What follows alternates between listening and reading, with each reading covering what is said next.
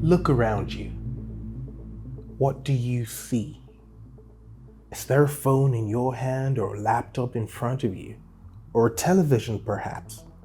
Do you see a car or a house? A supermarket or a gas station? Do you see a newspaper, magazine, coffee mug, pen, paper, diary, shoes, you name it? Odds are, 80% of all you see around you right now are man-made. And man makes money by creating things. Things that bring value to users and consumers. Every single thing around us is a product of someone's thought and imagination. There definitely is a relationship in between enterprise and value creation. What makes you an entrepreneur is the value that you offer.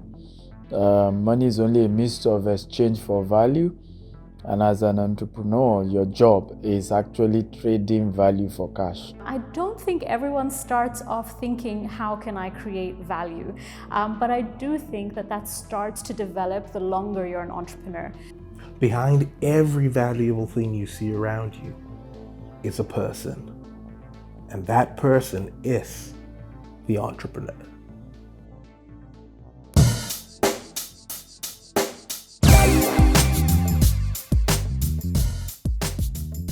The word entrepreneur is said to have first been used in 1902, and while the context and users have expanded through the years, the essence of the word has not changed, which is that entrepreneurship is about value creation.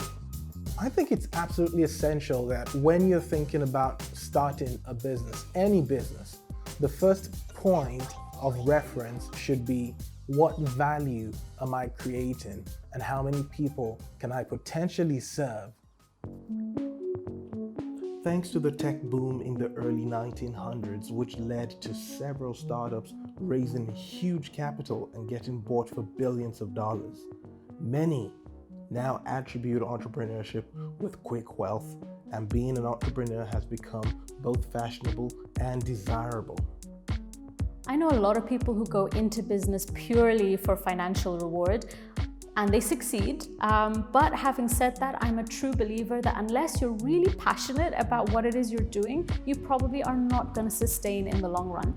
I know for me, we've just hit our 10-year milestone, and there've been several challenges along the way. And I can't honestly say that it's always been financially rewarding, but it's definitely been creatively rewarding, and it's been something that I wanted to do and given me the freedom of time that I wanted. So I don't think it's always going to work if you're just out for the money. I think you definitely need to be passionate about what it is that you're doing. Anything you're doing that is not bringing profit is charity, right? And that's the truth. So yes, you have to go for the money. What is just important is understanding the process, the fact that there's no get quick. It doesn't come overnight. I'm one of the youngest guys out there, but as young as I am, I've put in 13 years as a registered company. So if you call me lucky for doing the same thing for 13 years, so be it.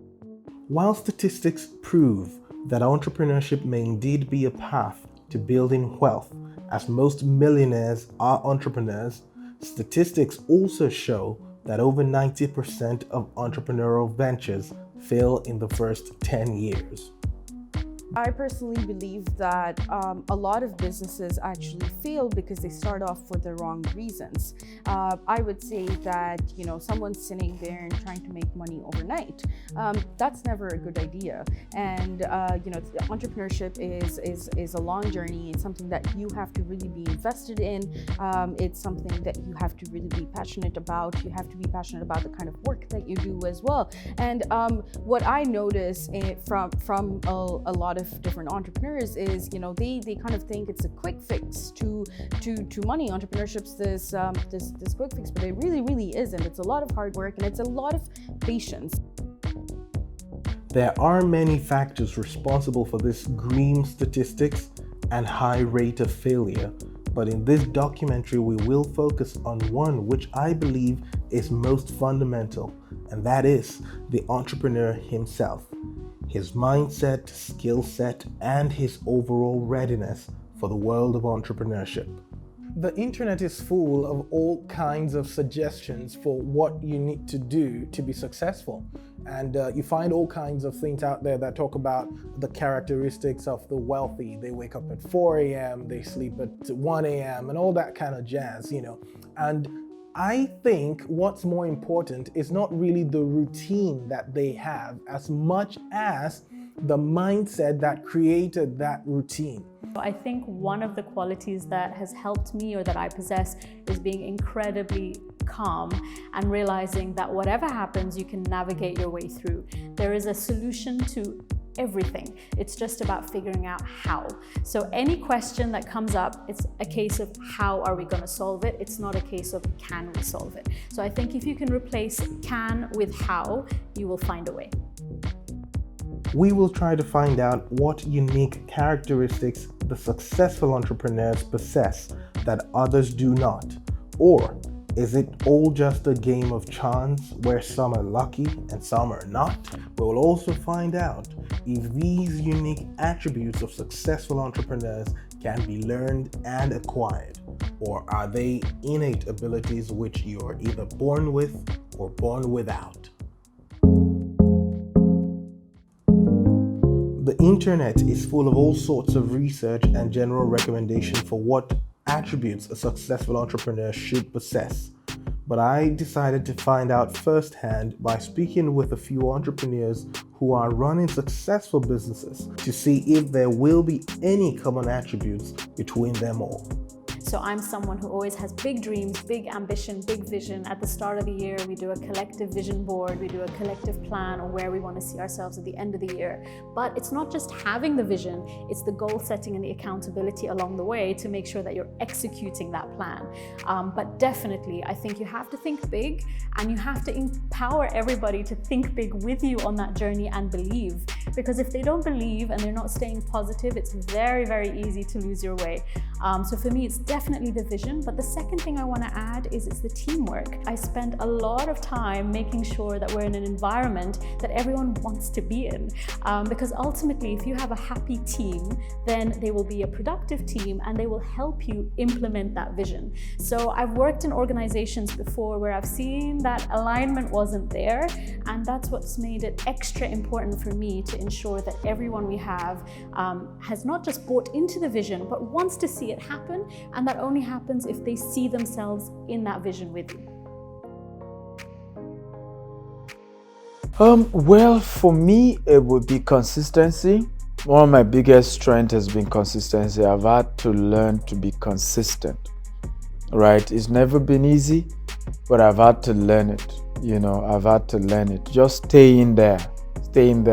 Even if it's beans cake you're doing, stay in there till it works. There's that stubbornness you need in business. I would say that also, just keeping your kind of head up even when things don't look great. I think being sort of resilient and just keep sort of being at it on an everyday basis is there, and that also comes back to kind of me. It brings us back to the same point that we discussed a couple of minutes ago, which is about staying patient, just looking at things on a long-term basis as opposed to just immediate sort of returns. So patience for me has worked out. I would say that I would say I think that I'm a patient person. I guess in the bigger scale of things, yeah, 100%. So that's worked.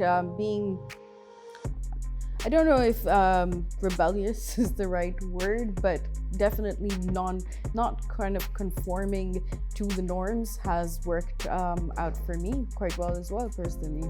Yeah. When all of that has been said and done, we still come to the realization that there are certain traits that are consistent and that seem to cut across all of these entrepreneurs that come from different backgrounds. And that That is the crux of the matter. That, I think, is where the magic lies. If we can examine these few traits and attributes that they all seem to possess, then for all entrepreneurs, it can become something to aspire to say, I need to acquire these set of skills so that I can build a business that will be successful. Following the last set of interviews coupled with my research and the hundreds of interactions I have had with entrepreneurs all over the world, there is almost an endless list of characteristics and traits that successful entrepreneurs possess. However, there are 5 attributes I have found to be common to almost all of them, and they are: vision. All great entrepreneurs possess unique vision, which helps them see things quite differently from most other people. They are able to spot needs and identify opportunity when others see difficulty. Successful entrepreneurs are visionaries who are able to successfully communicate their vision to the world, thereby making it a reality. The second attribute of successful entrepreneurs is management skills. All successful entrepreneurs must successfully manage people, time, and money. These 3 resources are crucial for the success and survival of any business. Entrepreneurs will eventually have a team to help manage most of these resources, but great entrepreneurs have above average mastery of these 3 resources. Courage. The successful entrepreneur is not afraid to go against popular opinion. They are able to pursue a vision that no one else sees yet. It takes a lot of courage to invest your time and money in a venture you are not sure will succeed, but that is exactly what it takes to be a great entrepreneur. Resilience. Starting is one thing. Sticking to a vision is another thing altogether. Great entrepreneurs are those who can last just a little longer and endure a little more pain than the competition. One of the major reasons most companies fail in less than 10 years is because the entrepreneur quit too soon. The last but certainly not the least of the entrepreneurial qualities is curiosity. This is another major attribute of successful entrepreneurs, as they stay teachable and keep learning how to improve themselves and improve their craft in order to get better at what they do. Their ability to learn also allows them to adapt quickly to changes within and outside their industry. So when I started my entrepreneurial journey, I knew for sure that I was a great producer. That did not necessarily mean that I was a great business person. So as a result, I had to do a lot of learning. I read a lot of books, and one book that I remember really having an impact on me was a book called The E-Myth. And it basically differentiates the difference between an entrepreneur and a mechanic. And ultimately it tells a story of a baker who is passionate about baking pies, and now that she has a business, is struggling in her business and hates pie making. And I related with this story so much because I realized that I was the baker. I love producing films, but that didn't necessarily mean I knew how to run a production company, and they're 2 very different skill sets. And you quickly learn the importance of having automation, the importance of having checklists, the importance of having processes so that you can grow as a business and it doesn't just remain a passion project. And I think that's the key difference, is making sure you learn the building blocks you need, that it doesn't just remain a creative outlet and it does become financially stable. So, the $1,000,000 question: do you have what it takes to be a successful entrepreneur? Some people may indeed be born with certain abilities that make them great entrepreneurs, but for the most part, the skills required to be a successful entrepreneur can be learned by anyone. If you desire to be an entrepreneur or are already one, be sure you develop yourself first in these key areas, as this will greatly contribute to the success or failure of your business venture? To the aspiring entrepreneur, I would say just do it, right? Something that I am personally a big believer on is if I was to sit here today and look back, I would regret the choices that I didn't make. And if there's something that, if you have that sort of strong fire and you have this urge to go ahead and start that business, then that urge that you have, that sort of instinctive feeling, trust your instincts, and I would say really just do it. Take that risk, and worst case scenario, you're back where you started. Have a long-term perspective to business. All this motivational speaking that they tell you, sack your boss, don't do it. Don't do it. They are deceiving you. Okay. My advice. Get salary, save enough, invest what you are saving, and then when the return on investment is more than your salary, you can then sack your boss. The best piece of advice I can give anyone who is thinking of starting a business is to just go for it. And one of the key things that I do is ignore everybody who doesn't see my vision. So if it means I need to block them, cancel them, delete them, that's what I do. I can be quite harsh about it, but quite honestly, I need to stay positive and focused on my vision. And if you have a vision, do whatever you can to make it happen and do not be dissuaded. Don't be shy, don't sit there and struggle on your own. Share your challenges, build your network, and you'll be surprised how many people are out there ready to help. To my fellow entrepreneurs, I would say I completely, relate to those times that you want to pack everything up and go on a holiday. But I mean, we're all here for a reason. We have that bigger purpose, and I would say that let's keep going at that. Let's kind of not lose track of what it is that we want to be doing, and keep going. Go get a mentor. You ain't gonna go far without having somebody to guide you, to mentor you, to show you the ropes, to show you how to do it. You need it. In fact, even if you don't have capital, if you can get a mentor, you go find business. Finally, to end the documentary like I started, if what you seek is wealth, there are many ways to acquire it without starting a business. But if what you seek is wealth and you are willing to create immense value first, then the world of entrepreneurship is yours to conquer. Remember, the amount of money you make will always be in exact proportion to the value you bring to the marketplace. Thank you so much, my friends, for making it to the end of the video. I hope you loved this new documentary, and as we explored what entrepreneurship is and what it isn't, I hope you found your truth in the middle of all of that. And if you did, one very important way to prove that you found it valuable is by striking that like button right now. You definitely want to hit that. That helps me a lot. That helps the algorithm, and it helps YouTube basically serve this to many more people. And as YouTube does that, I hope you also would do me the favor of sharing this with your network. I am very passionate about entrepreneurship, and I think that the more of this sort of content we can put out there, the better people will be equipped to run successful businesses. Because these businesses are not just for the entrepreneurs and their families, but it's a ripple effect. It helps so many people, all the people they employ, all the communities they serve.